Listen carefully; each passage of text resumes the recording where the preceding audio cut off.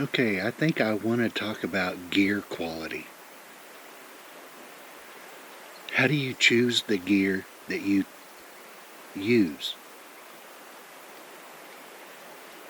You know, how do I choose the gear that I use? Well, I've come out to the woods enough, come out camping enough to know what I need. So if I come out here completely empty-handed, I know that I need something to protect me from the elements, something like a tent. And then laying down on just the ground, I realize that, man, I need something to sleep on, you know? And going all day without anything to drink, you're like, man, I need to be able to bring some water.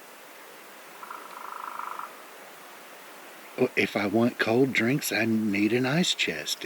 What do you need at camp? Is it cold outside and you need a fire? You need to make sure you can either build a fire, bring wood, have a propane fire, something, right? And that's how I've chosen my gear, is just based on what my needs are. If you get to watching too many camping videos, you can find people just promoting all kinds of gear and gadgets, gimmicks.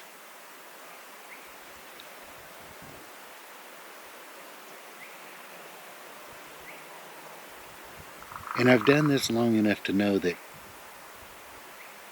the cheap stainless steel stuff that you get at Walmart, the Stanley, or I don't even know what they're called anymore, but just the cheap, the stainless steel camping cookware set. Try to cook in it, man. Just try. And you'll see that stuff sticks, burns to it. It's hard to clean after that. It takes forever to heat up, so it uses a lot of fuel. It's not such a great deal. It might be cheap in the beginning, but then look at how much time and frustration and gas it's using, and it's not cheaper in the end.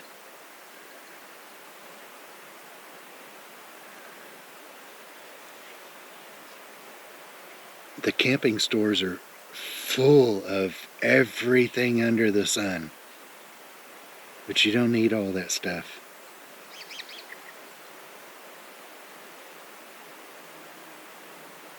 If you're walking to your camp, you're backpacking, right? You're carrying all your gear on your back. You're packing it on your back.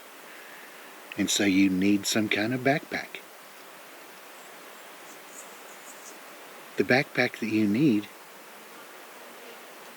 there's 100 different kinds of backpacks. Are you just going for a picnic and you're just taking a little blanket and some food and you're going to spread it out and sit down and enjoy the scenery and pack it up and go back to the vehicle and go home? If that's the case, you can use a school backpack, just something real simple. But if you're going to be out in the elements, if you're walking a 30-mile trail and you're planning on making it take all week,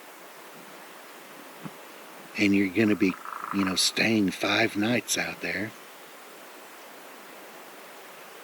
then your backpack, you have different needs for a backpack.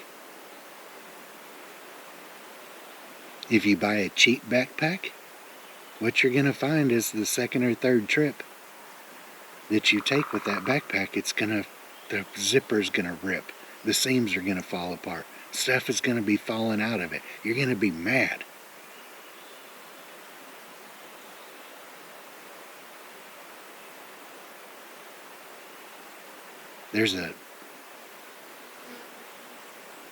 When I choose my gear, I've been through a lot of gear because I've went online and I've looked at the forums. If you're looking up for a backpack, you go to the backpacker forums, where the backpackers are people ask a backpacker questions and they answer the questions, and you've got 50 people answering that one question. And don't just go by that forum. Go to different forums. Look at different reviews on backpacks. Look at the reviews and see what people are saying about them.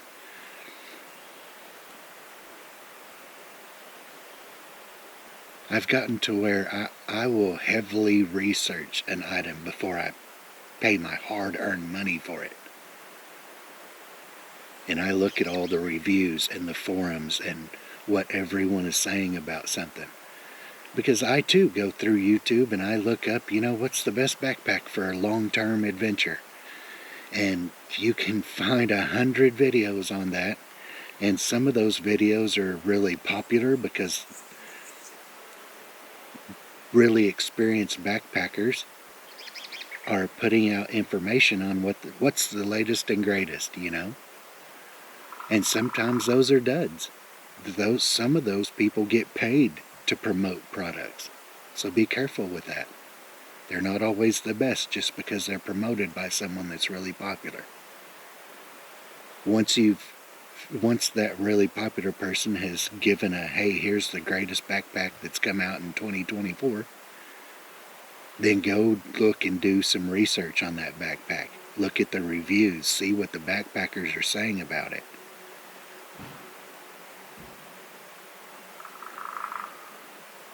And then some things are just too expensive. And I'll say that like Z-Packs. It's just a trash bag, really. Just a really tough trash bag. It's got a really comfortable harness system, carrying harness on it. What they want for those things is too much. I'll never pay it. I'll never pay it. But now their 2 and 3 man little tents. If you're a backpacker, those Z-Packs tents they're super light and they're waterproof and they hold up. And I don't know, if I was a big time backpacker, I might get one.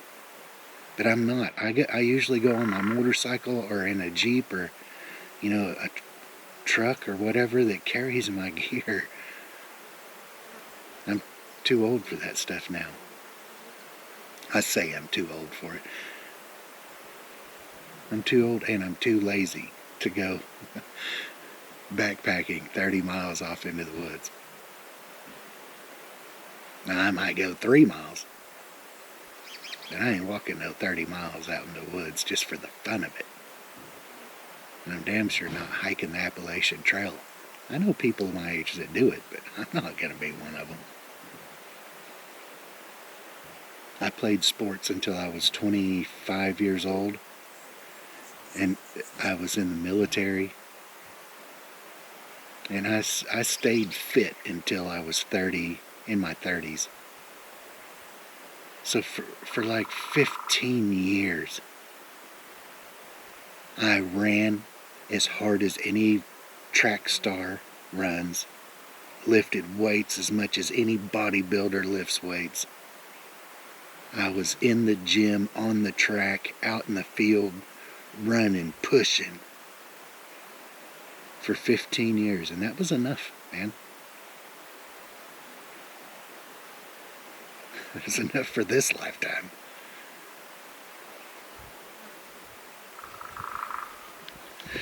Back to gear. Let me lay down, there are some very good outdoor companies, and that most of their stuff is really expensive. It's really expensive to anybody, okay? Don't think that it's just expensive to you, or it's expensive to someone else. It's expensive to everybody, like Sea to Summit, Jetboil. Some of Kelty's stuff, their higher end stuff, is pretty expensive.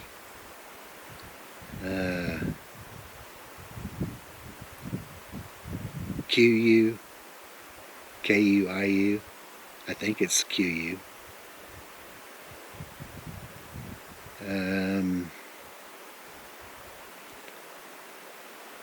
Yeah, I'm at a loss right now.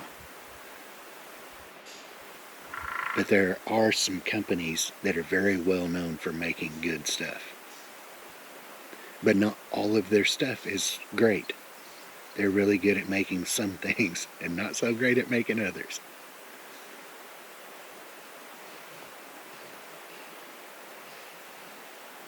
But don't spend your money on the cheap stuff. If you're new to camping and you want to go, save up a bunch of money. I'm talking about a tent that probably you can get for $300 to $400 is going to be a good one. Not the best, not the highest priced. Those Z-Packs tents are $1,000, man. But you don't need that. That Kelty right there, that Kelty Tallboy 4-person tent, I think I only paid $300 for it. Maybe $4, I don't know. My Sea to Summit tent, it's I don't remember what it is. That I got that. It's a 4-man tent. I bet I paid $500 for that. Maybe $600 for that.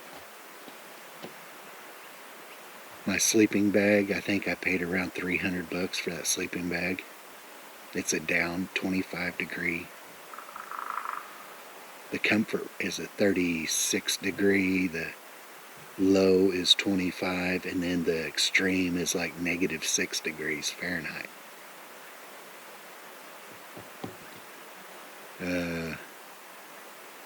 Your sleeping pad. And if you're just going to go camping one time a year, go to Walmart and get one of those blow-up little pool floaty things that the kind that you just blow up and put in the pool for $12, $15 or whatever, $20. But if you go camping a lot, if you're wanting to go camping more than once or twice a year, spend some money on a good sleeping pad, and that'll run you a couple $100. Get a good Cookset, and a good Cookset would be like made out of iodized, what is it called? It's aluminum, but something has been done to it to keep it from flaking off into your food and stuff. I don't remember what that's called off the top of my head, but aluminum heats up really fast. You don't use a lot of fuel gas, to heat up aluminum. Titanium heats up really fast. It's a real thin metal, but it's strong. But the problem with those things, if they're not coated, now, you will have a problem with things sticking. So, you kind of have to learn how to cook on them. But if you get coated ones, like my Jetboil frying pans, those were pretty expensive. I don't know. Maybe $70 to $100, or I don't know, pretty expensive though. I've also got a cast iron is really good for camping, and you can even do what I did. It's real rough, and some people say that roughness is what helps keep it being non-stick, but it's not non-stick at first. You gotta really coat the stuff in there, oils, and cooking on it a dozen times before it really becomes good and non-stick. And there's just carbon steel pans that are really good camping pans, but more expensive. I think I paid almost $100 for a 10-inch or 12-inch carbon steel frying pan. But that frying pan is made by one of the best companies in the world, and it's gonna last me my whole life. So out of 500 camping trips, that thing's cost me 50 cents per camping trip.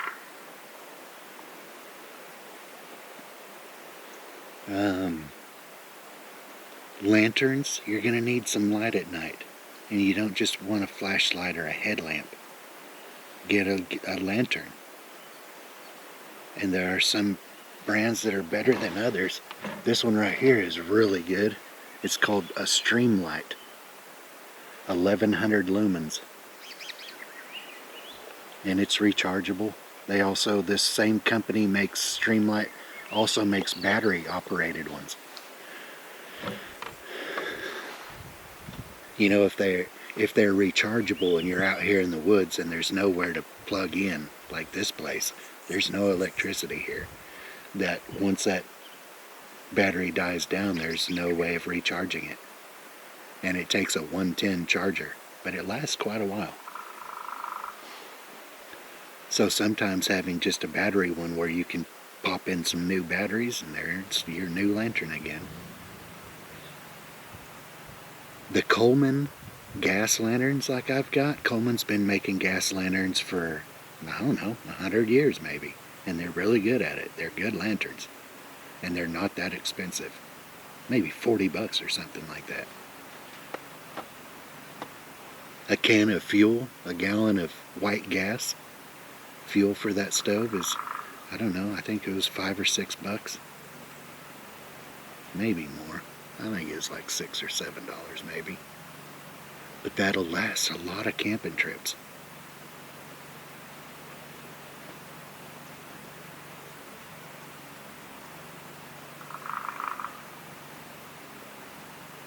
You're going to also find, like, my Ozark Trail ice chest. I don't know if they still make them this good. I've had that one for maybe 5 years. But it holds ice better than my Yeti does. And I bought it at Walmart. It may have been $100 at Walmart. But a Yeti's $300. And it holds ice better than a Yeti. Sometimes these companies, when they're first starting, make really good stuff. And then they sell their company to a big corporation, and all of a sudden everything goes to crap. I don't know why they do that.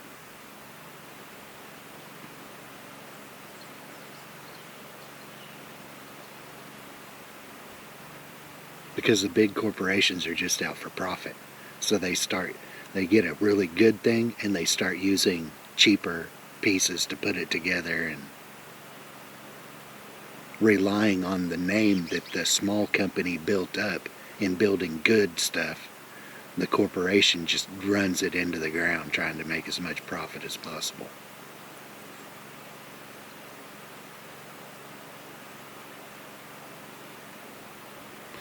Also on gear, it needs to, like I said, there's a lot of gimmicky stuff. So make sure it's functional, that it's put together well.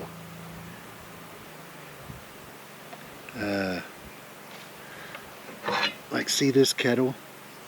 These are rivets. It's riveted on. It ain't coming loose. It's not just a little tack weld. These are hard ass rivets, and it's not coming loose. Other kettles are inferior to that. Who makes this one? You probably can't see it anymore.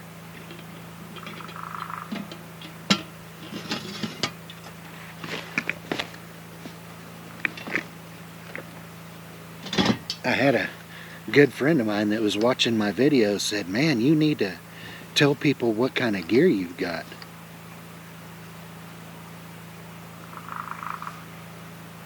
Oh, a Bulin. B-U-L-I-N.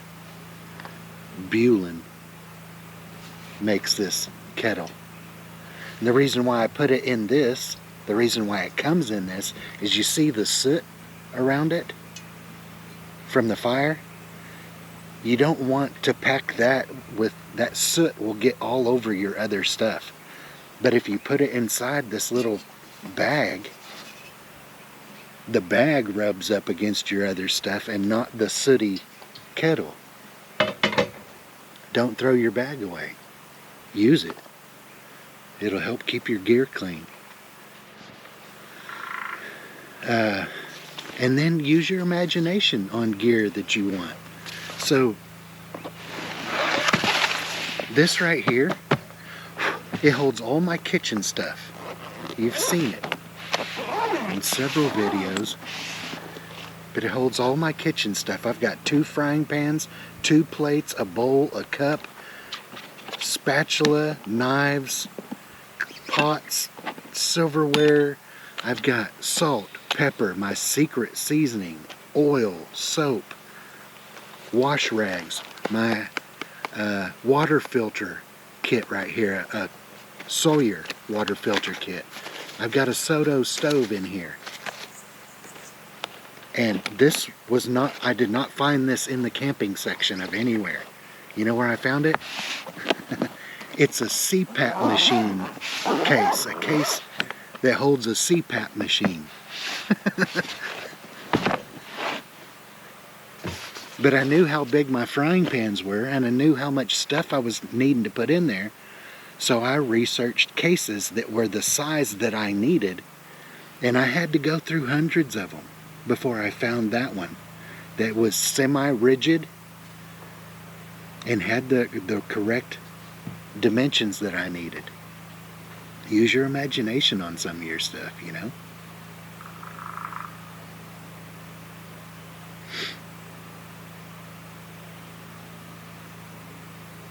People talk about titanium silverware, you know, forks and spoons and knives and stuff. That's really great. It's, you know, backpacking, it's light. The lighter your gear, the less of a burden it is on you to take it, right? Well, all your gear, make it light, and it's easy to take with you. It's not a burden. But that titanium gear, so there's a lot of titanium forks and spoons and stuff, and they're real, when you put them in your mouth, they're real rough on your lips and stuff. And so there are companies that polish them. Some of them just polish the end part, the actual spoon part, but the handle isn't polished. And like mine, the whole thing is polished where it's super slick, and it makes it easier to clean too. It's not rough on your mouth. And it doesn't hold food and all that stuff like a rough one does. Anodized aluminum. That's the word I was thinking of. So for pots and pans and even plates, anodized aluminum.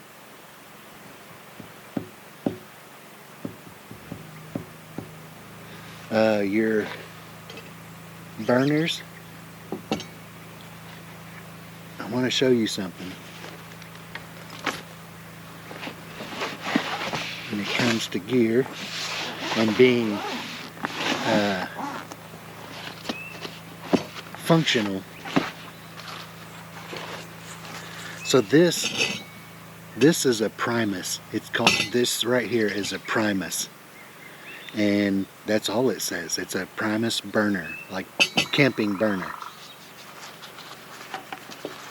And I don't remember, I think I paid $30 for it. This, get off of me.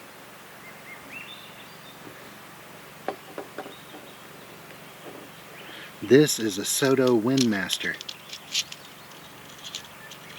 And it's one of the most expensive stoves, backpacking stoves on the market.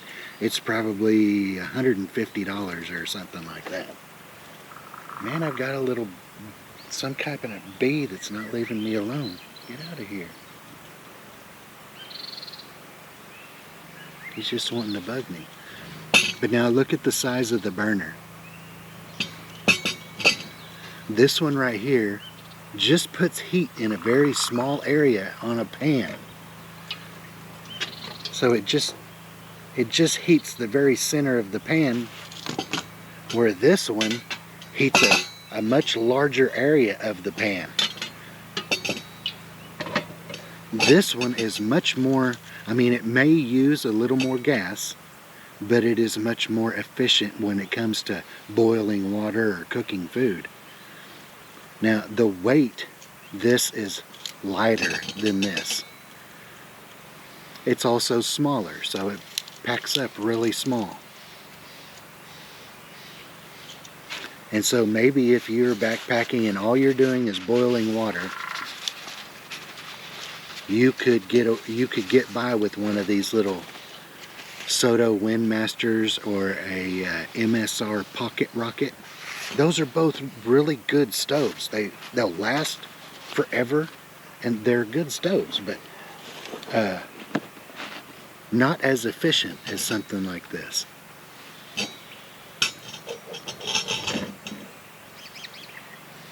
You're asking for it, buddy.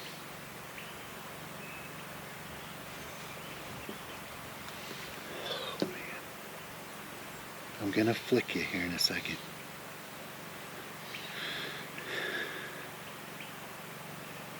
So don't buy all the gimmicks. And just because one person says, oh, you've got to have this, maybe that's just their type of camping. And it is helpful for their type of camping, but what type of camping do you do? And then get stuff that's useful for that. Little bastard. I don't know why. I'm gonna end you, buddy.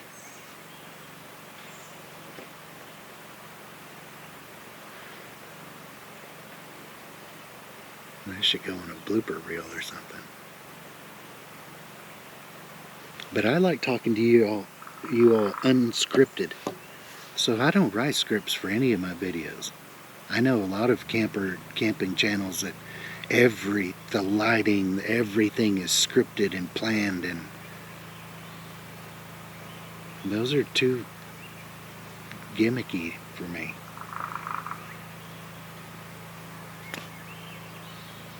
I'm gonna get him.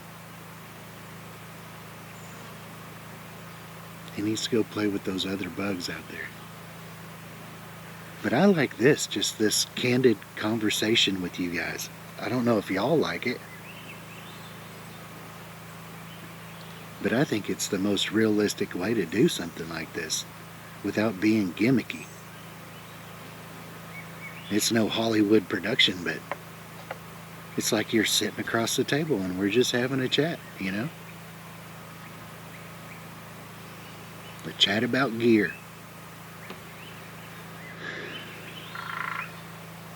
There are some things that you need to spend good money on, and there's some things that you don't need to spend good money on. Man, you little crabber. There. Now, it was like a horsefly kind of thing. It bit. It was biting me. He won't be biting me anymore. Things you need to spend good money on is your tent, because it's easy to get a cheap tent and it's gonna, the first time it rains on you, it's gonna leak. All your stuff's gonna get wet. You're gonna be mad about it. The zipper's gonna break, tear off. You'll get stuck inside your tent. You know, all kinds of things will go wrong with a cheap tent. So spend good money on a good tent. Your sleeping bag. I love down, and the down that they make nowadays is got a bit of water repellency to it. It's like washed in a water repellent soap or whatever. And the moisture that comes off of your body at night doesn't soak your sleeping bag.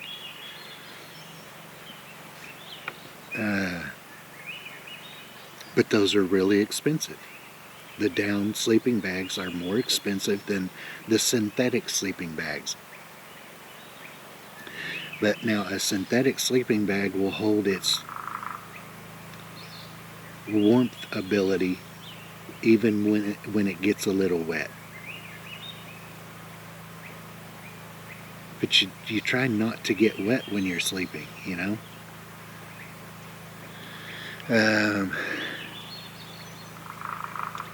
Plus down packs packs down really tight. You can get a 25-degree bag into something this big, where a synthetic 25-degree bag would be this big. So if your pack space is limited, down is better. And it'll fluff back up. So tent, sleeping bag, sleeping pad. There's nothing wrong with just a foam pad, but you're going to find that you're going to wake up with sore spots. Your hip will get real sore, your shoulder will get real sore. If you're laying on your back, it spreads your weight out over more body parts, and it's not as bad. But if you like to sleep on your side, those foam pads, man, you'll find you'll have sore spots. So at my age, air mattress, I used a foam pad for a long time, until 10 years ago maybe. But now I use an air mattress, and I buy the good ones they're tough. They don't leak after the second trip, you know.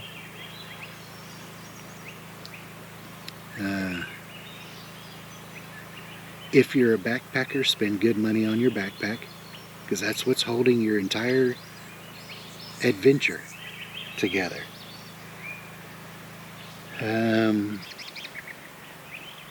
Your lighting system needs to be waterproof.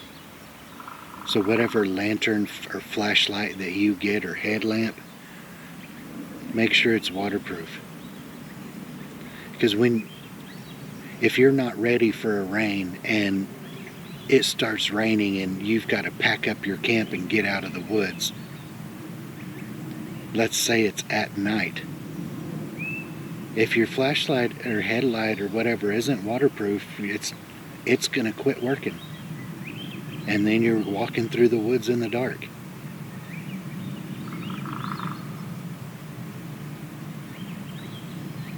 That's just one scenario. So spend good money on a waterproof light. And I always say carry 2 lights. Have more than one light source, because we don't see good at night. Other than that, tent, sleeping bag, sleeping pad, light, your shoes. Oh, a rain jacket. There are a million rain jackets on the market, but very few of them are really waterproof, especially for a pouring rain for an extended period of time. There's nothing like Gore-Tex, and there's companies that now make like a triple layer Gore-Tex. I bought one of those little jackets, a little Gore-Tex jacket. It was like $400 from Arc'teryx, and then I got one from Climb. But those are waterproof. I have other like Columbia and just the other rain jackets that are not waterproof, man. Just being out in the rain for a couple of hours, it soaks through and you start getting wet. They're good for a 15-minute, running from the car to the house, or running, just being in the rain for just a second. But they're not good if you have to be out in it for a while. So spend good money on a rain jacket.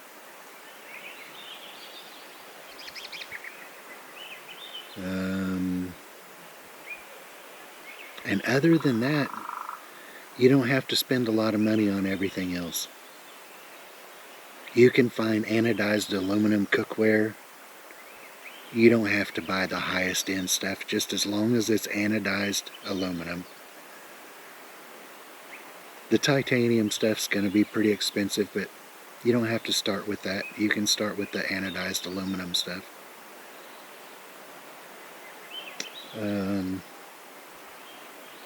Your utensils, when I don't like the little plastic short sporks and stuff like that.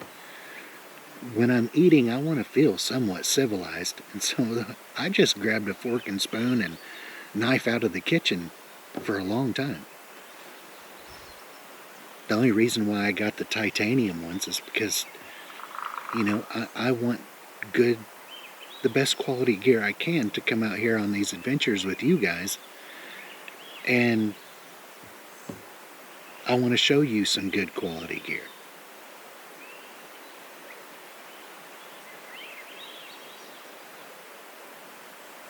I don't think I'll ever do a video that says, you know, how to overnight with $100 worth of Walmart stuff. I just don't think I'll ever do that video.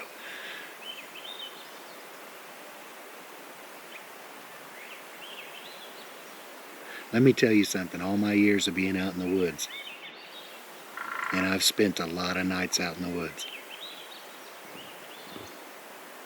anyone can make it one night with nothing. You know, I don't care if it's raining. As long as you're dressed for the occasion, anyone can make it a night. You don't have to eat, you don't have to drink, you don't have to cook anything, you don't have to climb up under a tent or tarp or nothing. Man, you can make it a night. And if you're really hurting, you can make it 3 or 4 or 5, 10 days with nothing. You're going to need water after a few days, but you can go a long time without water. People have made it a week without water or food lots of people have done it. I mean, heck, you can pay to go to these little fasting camps where they will help you not eat or drink anything for a week. So you can do it.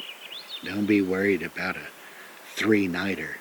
You're not going to die without food or water for 3 days. Unless it's the damn desert. You know, if it's 120 degrees outside and you can't get any shade or nothing, you're going to be hurting. You might not make it for 3 days. 3 days, I don't know, you still might. But an overnighter, all these people doing overnight camping things, you don't need anything for an overnighter. You can just go out and sit on a stump. And at night, sit down on the ground and lean back against the stump and go to sleep.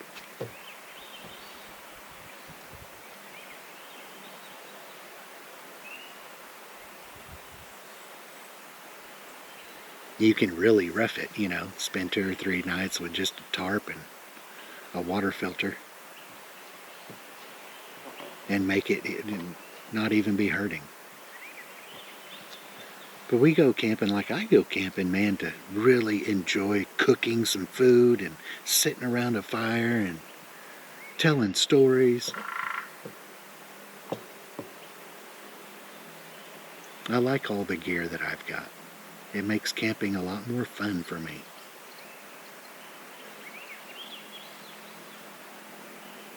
We're not all coming out here trying to survive. We're coming out here to thrive and live and have fun. And